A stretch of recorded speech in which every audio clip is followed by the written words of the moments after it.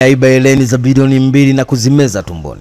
Mwanaume mmoja aitwaye Jonathan Lawrence Gida mwenye umri wa miaka 32, mkazi wa Florida nchini Marekani, anakabiliwa na mashtaka ya uwizi baada ya kuiba vitu vyenye thamani ya zaidi ya shilingi bilioni 2 za Kitanzania katika duka la Tifa Company Limited na kuamua kuvimeza ili kupoteza ushahidi. Polisi wa Florida nchini Marekani wanasema mtuhumiwa huyo alinaswa kupitia kamera za duka hilo akichukua vitu hivyo na kujaribu kutoroka nao, lakini mpango wake ulikuwa baada ya maafisa usalama kuwahi kufika na kumkamata. Polisi walipomtaka atoe ushahidi wa vitu hivyo, alikanusha kuwa anavyo, lakini ripoti za kitabibu zinaeleza kuwa alihitajika kufanya uchunguzi wa kimatibabu ili kubaini ukweli wa madai hayo, ambapo madaktari walifuata taratibu maalum zilizosaidia katika uchunguzi wa kesi hiyo. Mtuhumiwa sasa anakabiliwa na mashtaka ya uwizi na kuharibu ushahidi, ambapo sasa mamlaka zinaendelea na uchunguzi ili kubaini kama ana uhusiano wa matukio mengine ya wizi wa vitu katika eneo hilo. Ni taarifa kutoka nchini Marekani. Hatimaye mwanaume mmoja aitwaye Jonathan Lawrence Gida mwenye umri wa miaka 32, mkazi wa Florida nchini Marekani, anakabiliwa na mashtaka ya uwizi baada ya kuiba vitu vyenye thamani ya zaidi ya shilingi bilioni 2 za Kitanzania katika duka la Tifa Company Limited na kuamua kuvimeza ili kupoteza ushahidi. Hassan Mwakinyo hajaachiwa majeruhi yapata nafuu. Kijana Musa Ali mwenye umri wa miaka 21, mvuvi na mkazi wa Sale jijini Tanga, anaendelea na matibabu hospitali ya mkoa wa Tanga Bombo, na kwa sasa amepata nafuu baada ya kushambuliwa nyumbani kwa bondia Hassan Mwakinyo alfajiri ya Machi 4 mwaka 2025 na kufikishwa hospitalini akiwa mahututi na majeraha mwilini. Akiongea hospitalini hapo, kijana huyo amesema Hassan Mwakinyo alinishambulia kwa kisu na kunifungulia mbwa 6 saa 12 alfajiri alipokuwa akiokota nazi zilizokuwa zimedondoka barabarani katika mtaa wa Sale anapoishi Hassan Mwakinyo.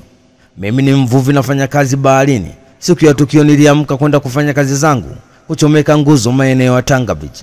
Hii ni kazi yangu tu niliyokuwa nimeipata siku hiyo. Nikiwa njiani nikaziona nazi zimedondoka barabarani, nikaanza kuziokota. Ghafla Hassan Mwakinyo akafika akiwa na kijana wake wa kazi, wakaniuliza, "Nazi umetoa wapi?" Nikajibu, "Nazi nimeziokota." Mwakinyo akajibu, "Leo umeyakanyaga," na kuanza kunishambulia kwa kunipiga mtama na kuniburuza kuniingiza ndani kwake. Mimi nahisi nazi hizo zilikuwa zimetegwa.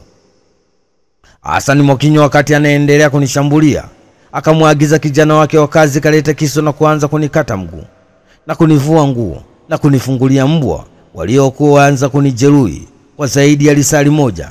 Nikakaa pembeni nikiwa nimekata tamaa, ninasubiri tu kufa. Mara mwenyekiti baada ya katokea wakiwa na polisi, nikawasikia wanasema huyu mtu atakuwa amekusha fariki.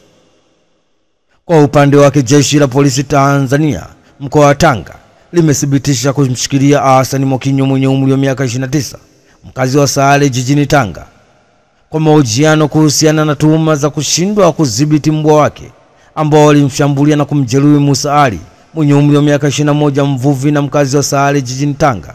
Tukio hilo limetokea nyumbani kwa Hassan Mwakinyo baada ya mbwa hao kuachiliwa huru katika eneo la nyumba yake. Ni taarifa kutoka Tanga. Hatimaye kijana Musa Ali mwenye umri wa miaka 21, mvuvi na mkazi wa Sale jijini Tanga, anaendelea na matibabu hospitali ya mkoa wa Tanga Bombo, na kwa sasa anapata nafuu baada ya kushambuliwa nyumbani kwa bondia Hassan Mwakinyo alfajiri ya Machi 4 mwaka 2025 na kufikishwa hospitalini akiwa mahututi na majeraha mwilini. Wafungwa chini ya miezi 6 watapiga kura uchaguzi wa mwaka 2025.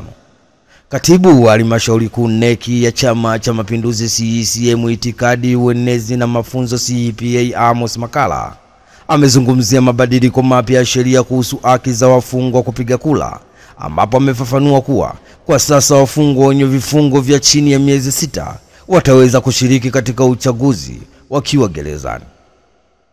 Amos Makalla amesema lakini pia wasimamizi wa uchaguzi badala ya kuwa viongozi watakuwa maafisa waandamizi wa umma.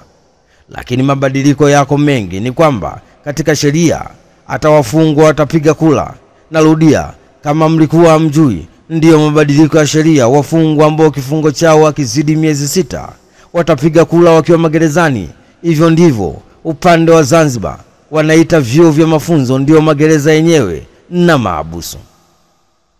Makala ameendelea kusema kuwa hayo siku ya Alhamisi Machi mwaka 2025 wakati akizungumza na wananchi pamoja na viongozi wa Chama cha Mapinduzi CCM katika mkutano wa ndani uliofanyika kwenye uwanja wa watoto Tundu uliopo Segerea, wilaya Ilala, Dar es Salaam, ikiwa ni mwendelezo wa ziara yake ya siku 5 mkoani Dar es Salaam.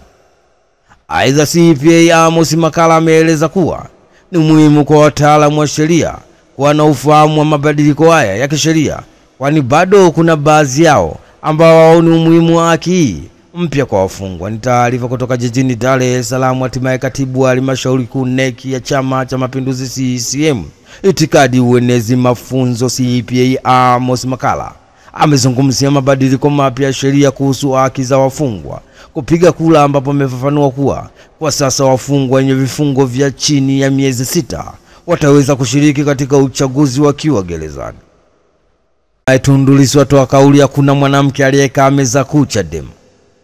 Mwenyekiti wa Chama cha Demokrasia na Maendeleo Chadema Bara Tundu Antipas Lissu akiongea kwenye maadhimisho ya siku ya wanawake duniani yaliyoandaliwa na BAWACHA jijini Dar es Salaam, Tundu Lissu ametoa kauli na kusema nataka niwakwaze sisi wenyewe tukoje, ili jopo ambalo leo ulipo meza kuu ukiacha mie, baada ya leo hawatakaa meza kuu tena. Uongozi wetu wa chama wa juu ukoje, kamati kuu yetu ikoje, kwa sababu umuhimu wake kwenye uongozi wa kuu wa chama ni klabu ya vijana wa kiume. Naomba tuulizane viongozi wanachama wote tuliopo hapa, mara ya mwisho tuliona lini wanawake wakikaa meza kuu?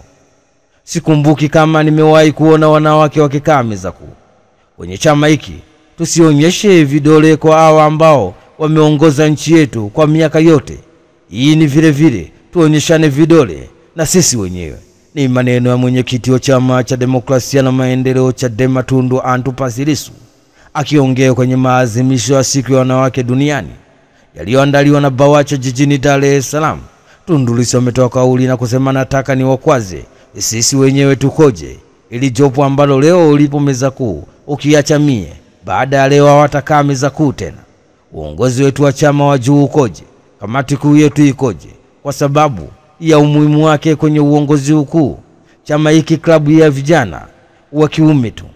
Naomba tuulizane viongozi na wanachama wote tuliopo hapa, mara ya mwisho tuliona lini wanawake wakikaa meza kuu? Poland inataka wanaume wote wazima waende jeshini. Serikali ya Poland imepanga kuwataka wanaume wote wazima nchini humo kushiriki mafunzo ya kijeshi ili kuimarisha ulinzi wa taifa hilo, ambapo waziri mkuu wa Poland Donald Tusk amesema hatua hiyo ni sehemu ya mkakati mpana wa kuhakikisha Poland inakuwa na uwezo wa kisasa wa kujilinda dhidi ya vitisho vya nje. Wakati huo Tusk ameongeza kusema kuwa Poland inapaswa kuwa na silaha za hali ya juu, ikiwemo uwezekano wa kumiliki nyuklia na silaha nyingine za kisasa zisizo za kawaida. Hili linakuja wakati ambapo nchi hiyo inaongeza bajeti yake ya ulinzi na kuimarisha mawasiliano ya kijeshi na mataifa washiriki. Mabadiliko haya yanachochea hali ya usalama barani Ulaya, hasa mvutano unaoendelea kati ya Urusi na mataifa ya Magharibi. Vile vile msimamo wa rais wa Marekani Donald Trump kuhusu Urusi umeongeza wasiwasi wa Poland inaohofia kupungua kwa uungwaji mkono wa NATO katika ukanda huo. Aidha, serikali ya Poland inasisitiza kuwa kila mwananchi anapaswa kuwa tayari kulinda taifa lake, huku mafunzo haya yakitarajiwa kuwa ya lazima kwa wanaume wote wazima nchini Poland, ingawa hadi sasa bado haijafahamika ni lini hatua hii itaanza rasmi. Ni taarifa kutoka Poland. Hatimaye serikali ya Poland imepanga kuwataka wanaume wote wazima nchini humo kushiriki mafunzo ya kijeshi ili kuimarisha ulinzi wa taifa hilo, ambapo waziri mkuu wa Poland Donald Tusk amesema hatua hiyo ni sehemu ya mikakati mpana wa kuhakikisha Poland inakuwa na uwezo wa kisasa wa kujilinda dhidi ya vitisho vya nje.